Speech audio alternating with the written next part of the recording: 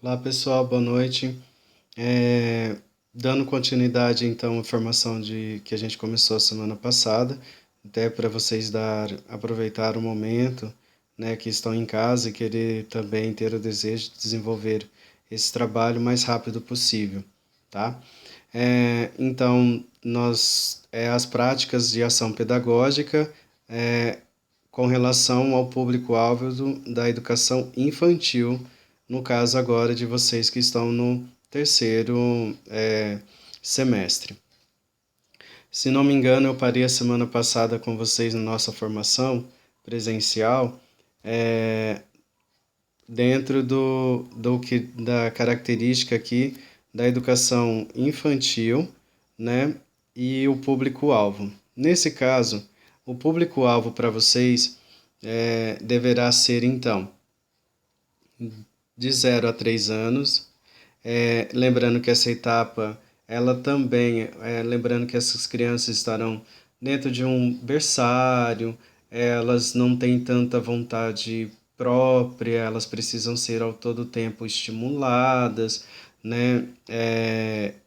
Deve ser também um momento muito importante para o educador de observação, de ver algumas coisas, né? Notar algumas coisas, justamente porque essa criança ela está na sua fase inicial e ela precisa descobrir o mundo e nós precisamos ao mesmo tempo adaptar esse mundo para as necessidades dessas crianças.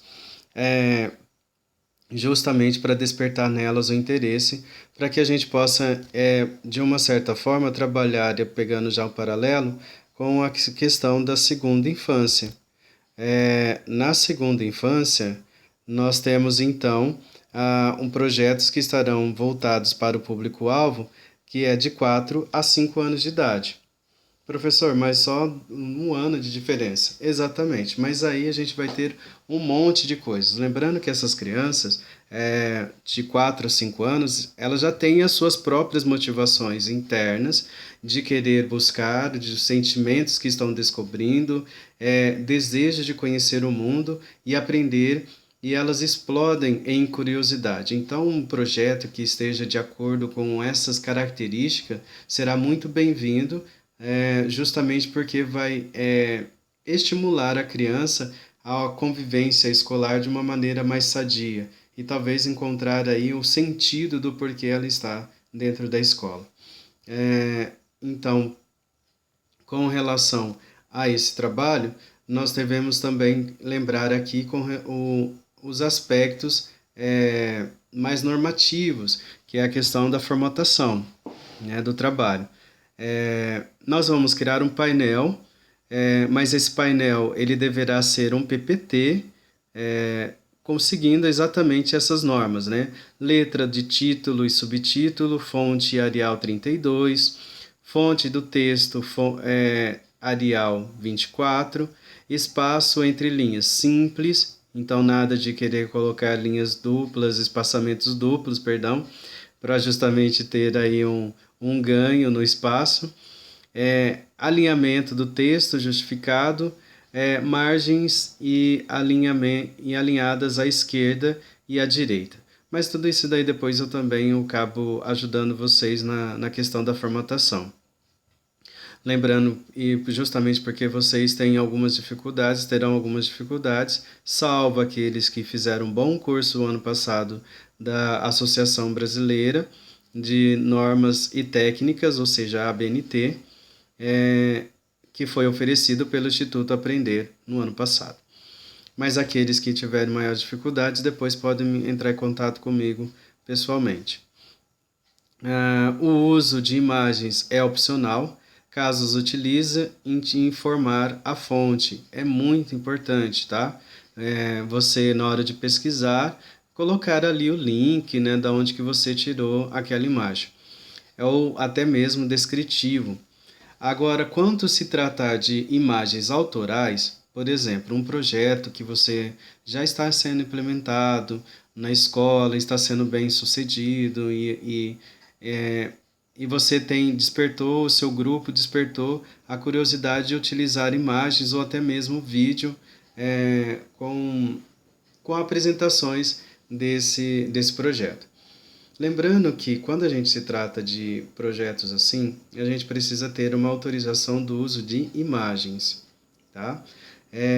Geralmente na escola já tem um documento assinado pelo pai garantindo o direito do uso de imagens. Se assim não tiver, ou seja, se vocês não conseguirem essas informações na escola, tentem trabalhar a imagem de uma maneira que desfoque, né? Essa criança não fique tão em evidência o seu rosto, então geralmente de lado, de costa, para justamente não termos problemas aí judiciais, porque isso pode ocorrer, tá?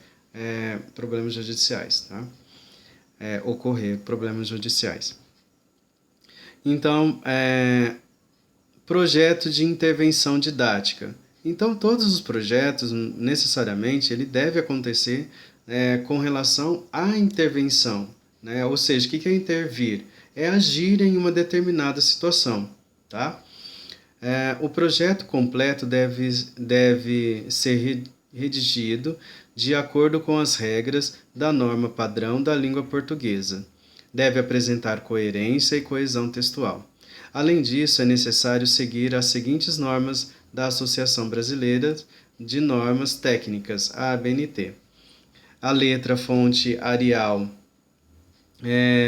ou Times New Roman, que tamanho 12, espaçamento entre linhas aí vai ser 1,5, alinhamento do texto justificado, nas mesmas condições do painel, nessa questão do alinhamento.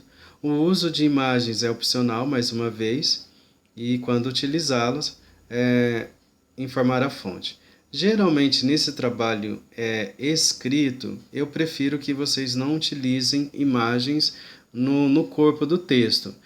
Salvo fazer eu até oriento vocês deixarem, então, uma parte